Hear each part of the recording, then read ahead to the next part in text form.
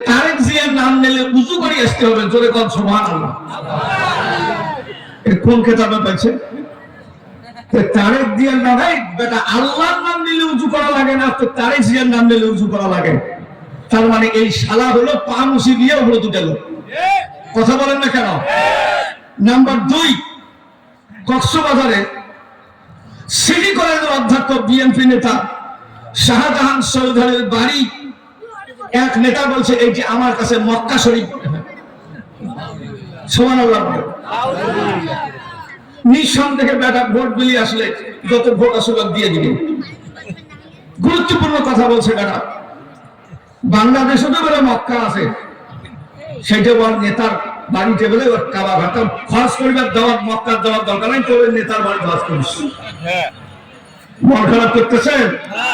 Number 3, Malda জেলার বিএনপির পৌর নেতা এই বলছে কোরআনটা হলো একটা ভাওতাবাদী কিতাব। এই শালাদের ঠ্যাং ওপর মুখে পড়িয়ে কালামানিকের ফাটাইছে কয়টা? একটা। এই বেটার যখন মানে ভারত তলবাদ ধরল, তখন কলার পাতা সতে এমন পিটাইছে, 2টা আন্ডার একটা ফাটে বেড়াইছে। দেখছেন কি আপনারা? তখন আমি ফেসবুকে 2টা লাইন বলছি, বলবো খেলার চোটে বদলা ফাটে রে ফাটে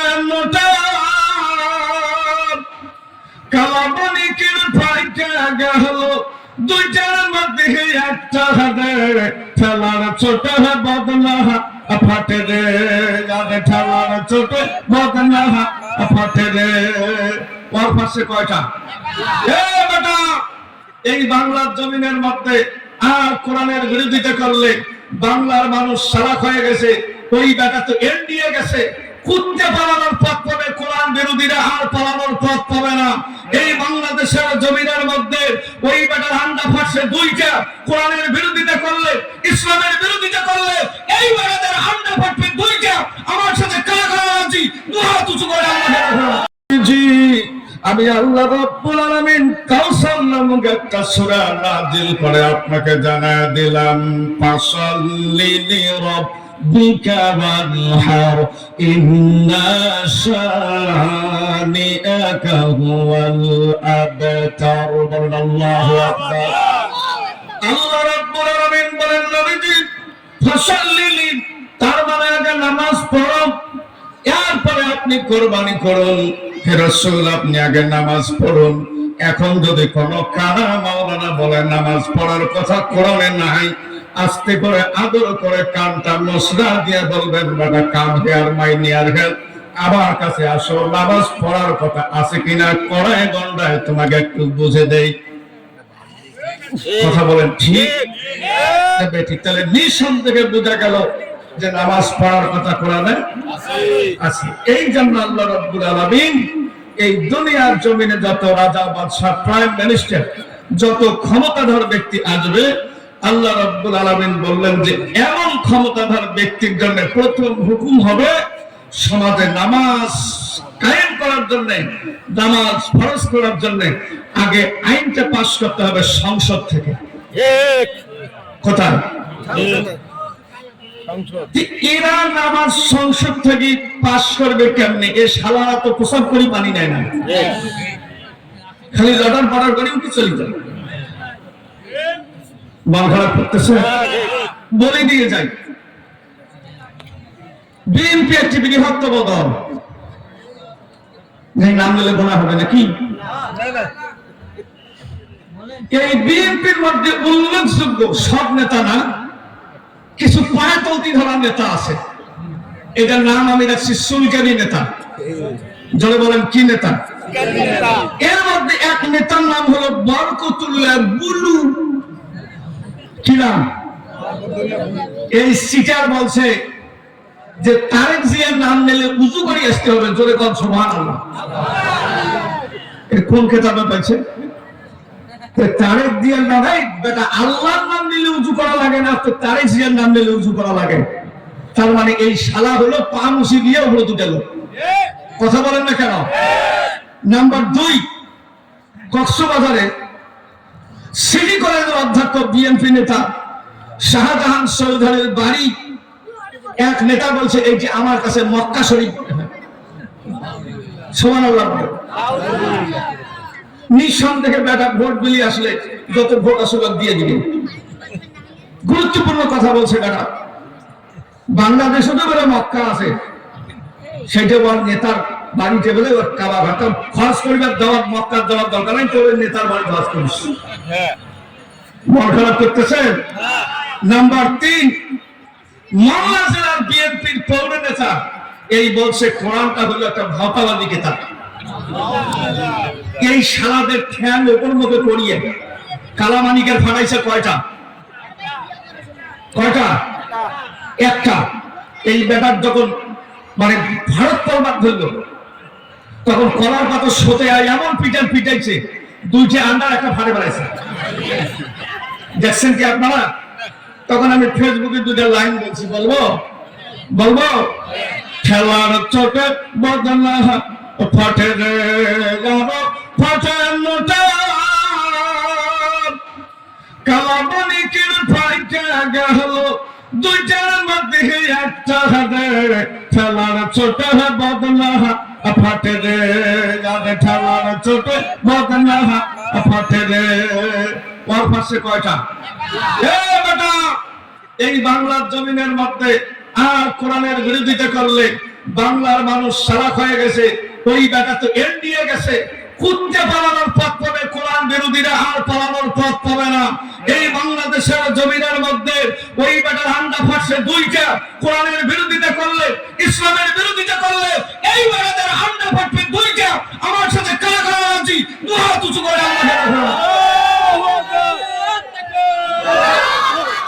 ইসলামের শত্রুরা হুঁশিয়ার সাবধান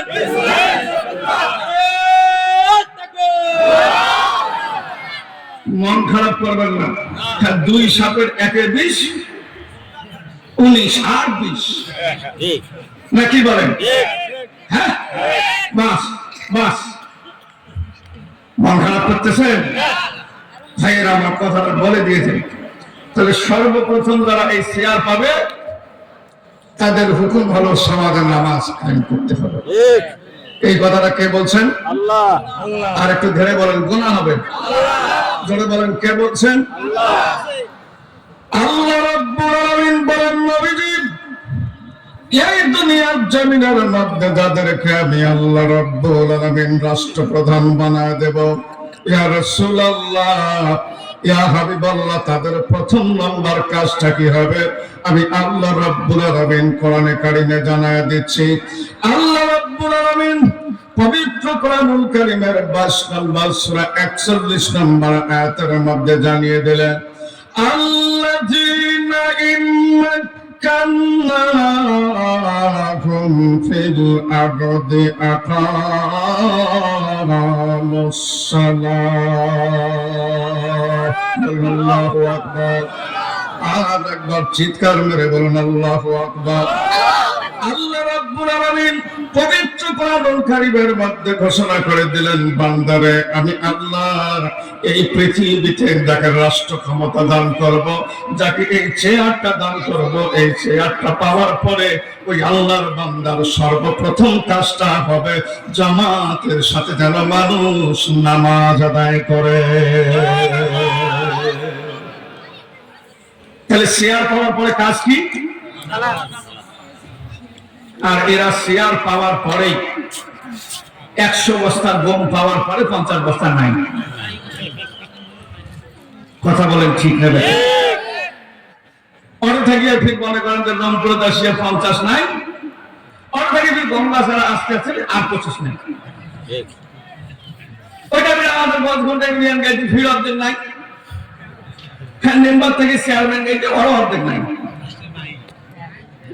লাস্টে যেটা আছে ওইটা বিধবা ভাতার কাম ন্যাংরা নদে কানা খোড়া জখয়া উঠলে বসতে পারে না বসলে উঠতে পারবে তুই একটি বেলা মাল নিছে মেম্বার সাহেব কইছে তুই 2000 টাকা দিস তোর বিধবা ভাতার কার্ড করে দিবি ওরে মুসাফা করে 2000 লেছে 5 কেজি 3 কেজি 80 100 বস্তা আর বাইরে 1.5 কেজি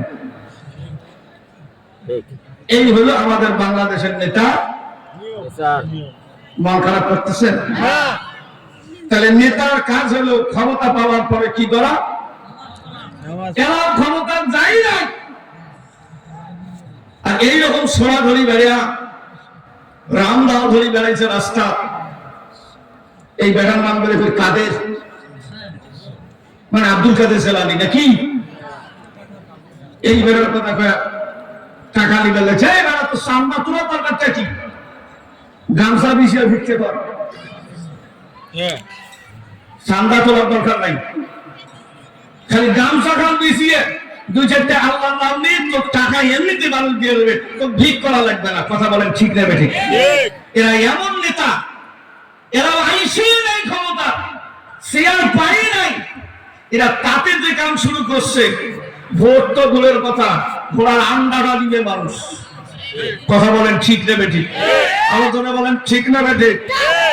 লম্বা চওড়া কথা আমার ভাইরা রে, সর্বপ্রথম কথাটা বলে দিয়ে যায়, আল্লাহ রাব্বুল আলামিন বিধান জারি করে দিলেন, সর্বপ্রথম যারা চেয়ারে বসবে তাদের নৈতিক দায়িত্ব হবে সমাজের নামাজ কায়েম করা।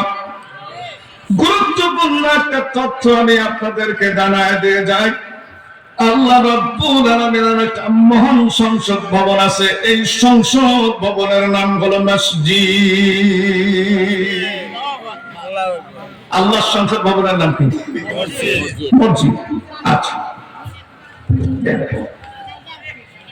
একটু জিকির করে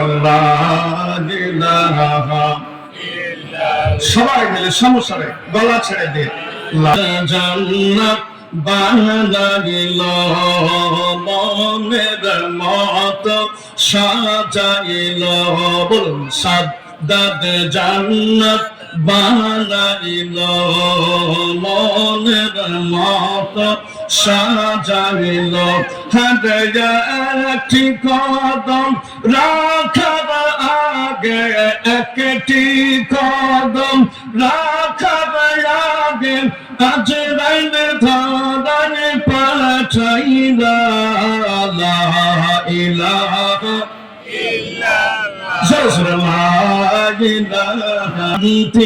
খোঁজে আমরা সবাই এই দুনিয়ার মাঝেতে, বল শান্তি খোঁজে আমরা সবাই এই দুনিয়ার মাঝেতে, আসল শান্তি পাবে তোমরা আল্লাহ নামের জিকির, লা ইলাহা ইল্লাল্লাহ। প্রিয় ভাইয়েরা আমার, তাহলে এই পৃথিবীতে যারা নেতা হলো তাদের দুইটা গুরুত্বপূর্ণ কাজ হবে। বলেন তো কয়টা? দুইটা। এক নম্বর যেটা কাজ, সেটা হলো কিয়ামত পর্যন্ত তারা জিহাদকে অব্যাহত রাখবে। জিহাদকে কি করবে? অব্যাহত রাখবে।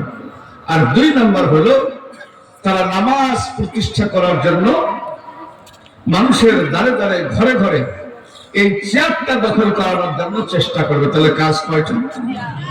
আরো যারা বলেন কয়টা? এর বাস্তব প্রমাণটা দিয়ে যায়, আল্লাহর নবী মুতার যুদ্ধের মধ্যে রওনা করবেন, কেবলমাত্র মুসলমানদের সংখ্যা 3000, অপর পক্ষে কাফিরদের সংখ্যা হলো 1 লক্ষ। কোথায় বলেন 3000 আর কোথায় বলেন 1 লক্ষ? তার মানে এজন্য মশার সাথে হাতির লড়াই। কোথায় 1 লক্ষ আর কোথায় কয় হাজার?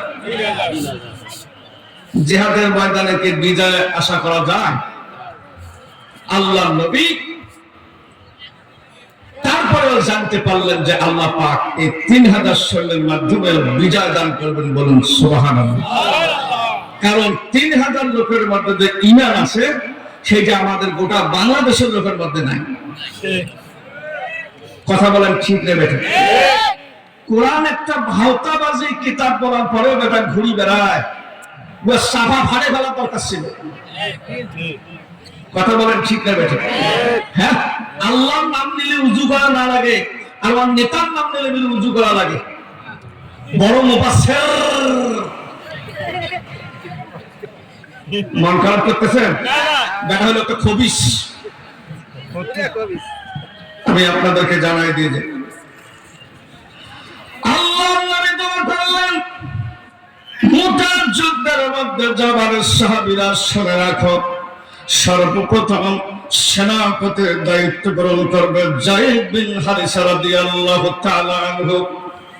কোন ক্রমে আমার যায়েদ যদি শহীদ হয়ে যায় রে, সেনাপতির দায়িত্ব গ্রহণ করবে জাফর বিন আবু তালিব রাদিয়াল্লাহু তাআলা আনহু।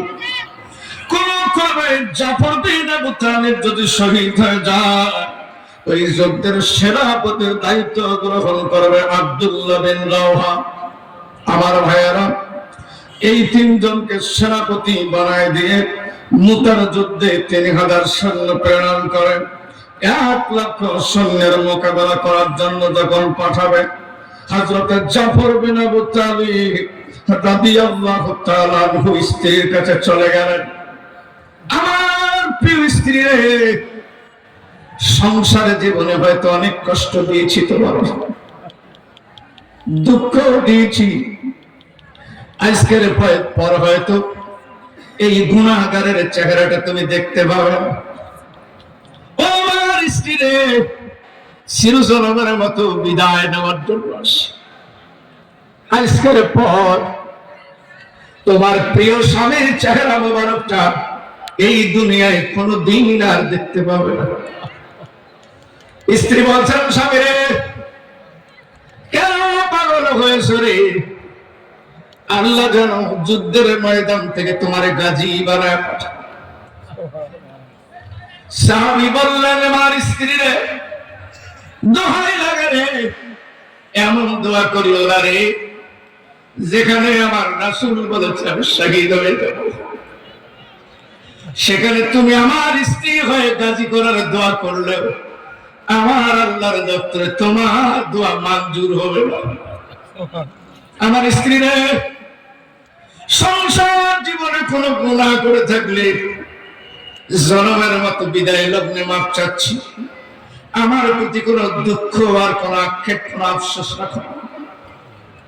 স্ত্রী বলল, স্বামী রে, ধৈর্য হারাবো না। রাঙ্গা তরবারি হাতের মধ্যে স্ত্রী সাজিয়ে যুদ্ধের শান-শওকত অস্ত্র তার কোমরের মধ্যে দিয়ে দিয়ে 5 থেকে 5.5 বছরের একটা শিশু পিছন দিক দিয়ে ডাক দিয়ে বলছে, ও বাবা জাফর বিন আবু তালিব, একটা বার আমার চেহারার দিকে তাকাও। বাবা বলে, কত শত শত ডাক দেয়, একটা বারের জন্য প্রিয় বাবা সন্তানের দিকে তাকায় দেয়। সন্তানটা দৌড়ে গিয়ে পা দুখানা দাঁড়িয়ে শেষবারের মতো আদর করে একটু বুকে চড়ানো। বাবা বলার ডাকার জায়গাতে একটা বারে আদর করে বুকে টেনে নাও। সন্তানকে বিদায় দিয়ে বলছে, ও সন্তান রে, যেই বুকে আল্লাহকে স্থান দিয়েছিলে এই বুকে তোমার আদরের আর জায়গা। আমার প্রিয় ভাইয়েরা, সন্তান আব্বা শেষবারের মতো একটু বুকে আদর করে না। রাঙ্গা তরবারি হাতে নিয়ে সোজা দৌড়ে যাচ্ছে, সন্তান যেন তার নাগাল না পায়। কারণ যে স্থানে আল্লাহর ভালোবাসা রয়েছে, এই স্থানে তিনি আর কোন সন্তান আর কোন স্ত্রীর মহব্বত বসাতে চায় না। রাঙ্গা তরবারি হাতের মধ্যে নিয়ে বলে, আল্লাহ ওয়াল্লাহি তাল্লাহি বিল্লাহি, আমার রব নবীজি দোয়া করেছেন আমি শহীদ হয়ে যাব, আল্লাহ যুদ্ধের ময়দান থেকে আর আমাকে বাড়িতে ফিরিয়ে দিও না। এবার আর একজন সাহাবী দৌড়ে দৌড়ে বাড়িতে গেছে। নতুন বিয়ে করেছে রে, তার সঙ্গে বাসর হয়ে গেছে। বাড়িতে গিয়ে লক্ষ্য করে দেখেছেন স্ত্রী কোরআন শরীফ নিয়ে তেলাওয়াত করে। দূর থেকে ডাক দিয়ে বলছে, আমার প্রিয় স্ত্রী রে, তোমার চেহারাটা ঢেকে রাখো, আমি যেন দেখতে না পারি, কারণ তোমার চেহারা দেখলে আমার আল্লাহর জায়গায় তোমার মায়া বসতে পারে। তোমার মুখটা ঢেকে দাও, যুদ্ধের অস্ত্র আমার হাতে তুলে দাও। আমার নবী দোয়া করেছেন, জাফর বিন আবু তালিব যদি শহীদ হয়ে যায়, সেনাপতির দায়িত্ব গ্রহণ করবেন আব্দুল্লাহ বিন রওহা। আমার স্ত্রী রে, তোমার সঙ্গে বাসা হয়, তোমার চেহারাটুকু দেখার মতো সময় আমার হলো না। দুঃখ করো না রে, আফসোস করো না, আমি যদি শহীদ হয়ে যাই, কিয়ামতের ময়দানে তোমার সাথে আমার সর্বপ্রথম দেখা হবে। আমার জিজ্ঞাসা করলেন, স্বামী রে, তুমি তো আমার মুখ দেখলে না, কেমনে গো স্ত্রীর মর্যাদা দিয়ে আমাকে তুমি চিনবা? এবার বললো, স্ত্রীর আফসোস করো না, দুঃখ করো না, আমি যদি শহীদ হয়ে যাই, সর্বপ্রথম আমি আল্লাহকে বলবো, আল্লাহ যেন কিয়ামতের দিন আজকের এই যুদ্ধের ময়দানে অস্ত্র হাতে তুলে দেওয়ার বিনিময় তোমার সঙ্গে আমাকে জান্নাতের মিলন ঘটায় দেয়। কয়জন সাহাবী? জোরে বলেন, কয়জন? 2 জন।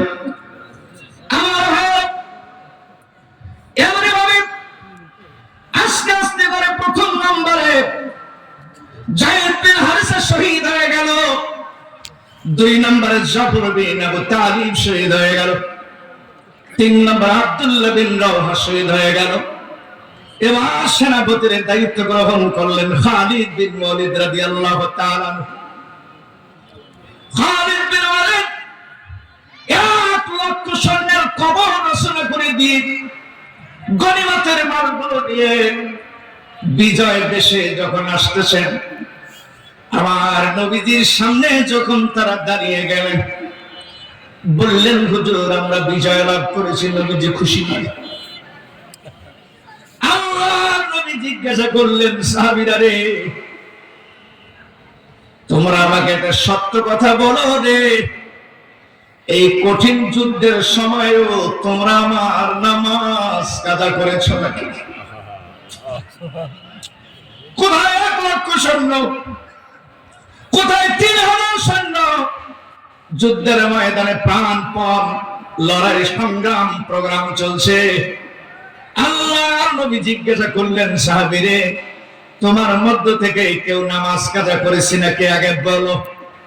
এবার বললেন, না ইয়া রাসূলুল্লাহ, আপনার একটা উম্মত ক্ষণ সময়ের জন্য নামাজ কাজা করে না। আমার কথা কুরআন গানে মসজিদের মধ্যে ফজরেও যাই না, জোহরেও যাই না রে, আসরেও যাই না, মসজিদে জামাতের সাথে নামাজ আদায় করার জন্য শুক্রবারের দিন অনেক কুরআনগার আছে, আমরা যাই না। অথচ আল্লাহ রাব্বুল আলামিন পবিত্র কোরআন কারীমের ভিতরে সূরাতুন নিসা 103 নম্বর আয়াতের ভিতরে আমার আল্লাহ বক্তব্যটা জানিয়ে বলেন, ইন্নাস সালাতা কানাত আলাল মুমিনিনা কিতাবাম মাওকুতা। আল্লাহ রাব্বুল আলামিন বলেন, ইয়া রাসূলুল্লাহ, ইয়া হাবিবাল্লাহ, আপনার গুনাহগার উম্মত, আপনার এতিম উম্মত গুলোকে আমি আল্লাহর পক্ষ থেকে জানায় দাও, নির্ধারিত সময় আমি আল্লাহ রাব্বুল আলামিন প্রত্যেক উম্মতের জন্য, প্রত্যেক বান্দার জন্য আমি আল্লাহ জামাতের সাথে নামাজ আদায় করার নিয়ম মাফিক ফরজ করে দিয়েছি। তাহলে যুদ্ধের ময়দানে গেলেও, যুদ্ধরত অবস্থায় থাকলেও নামাজ কাজা করার কোন অপশন না, কিন্তু বাড়ি থাকলে আছে, নামাজ পড়া লাগবে না। কারণ এই বেটা যুদ্ধের ময়দান থেকেও বড় কাজ করতেছে বাড়িতে। যুদ্ধের ময়দান থেকে বড় কাজ হলো আলু বাড়ির কাজ করা, ভুট্টা বাড়ির কাজ করা। কথা বলেন ঠিক কিনা? আর মসজিদের মধ্যে যারা দেখবেন সকলের শেষে ইমাম যখন ওয়াইতাইজিল কুরবা ইয়ানহানিল ফাহশাই ওয়াল মুনকারি ওয়াল বাগয় ইয়াইযুকুম লাআল্লাকুম তাযাক্কারুন ফাযকুরুনি আযকুরুকুম ওয়াশকুরুলি ওয়ালা তাকফুরুন। মানে এমন ভাবে গেল মনে হয় মদিনা শরীফের পেশ ইমামের দায়িত্বটা কেবল এরই উপর দিয়ে পাড়ি দিয়েছে। ঠিক মন খারাপ করতেছেন প্রিয় ভাইয়েরা। তাহলে বোঝা গেল রাষ্ট্র ক্ষমতায় যারা আসবে তাদের প্রথম নাম্বার কাজ হলো কিয়ামত পর্যন্ত জিহাদকে অব্যাহত রাখবে। আর 2 নাম্বার কাজ হলো জামাতের সাথে নামাজ কায়েম করার জন্য এই আইনটা সংসদে। কিন্তু এই ব্যাপারে তাক না করে 71 কি হয়েছে, 72 কি হয়েছে, 73 কি হয়েছে, এগুলো দিয়ে বাস লাফালাফি, ঘটাঘটি, মারামারি, ফাটাফাটি, ক্ষমতার বলাই নিয়ে বাস লাগিয়ে গেছে। এই জন্য আমাদের উচিত হবে যে রাসূলুল্লাহ সাল্লাল্লাহু আলাইহি ওয়াসাল্লামকে জানের চাইতে বেশি মহব্বত করা। কি করা? জানের চাইতে বেশি মহব্বত করা। প্রিয় ভাইয়েরা আমার, আমি আর দীর্ঘক্ষণ সময় নেব না। সেই রাসূলকে আপনি কেমন ভালোবাসবেন এই নিদর্শন দিয়ে আমি আমার একটা সঙ্গীত আপনাদেরকে বলে দিয়ে আমি বিদায়ের পথে অব্যাহত থাকবো। আমাকে হলুদ কার্ড দেখা সতর্ক করেছেন, কিছুক্ষণ পরে লাল কার্ড দেখাবেন। তো যাই হোক, আমি এই হলুদ কার্ডটার থেকে লাল কার্ড যাওয়া পর্যন্ত সেই রাসূলকে একটু দেখার নিমিত্তে, দিদারের নিমিত্তে সে রাসূলের সামনে একটি সঙ্গীত বলে আমি আপনাদের কাছ থেকে বিদায় নিয়ে যাব। মন খুলে, প্রাণ খুলে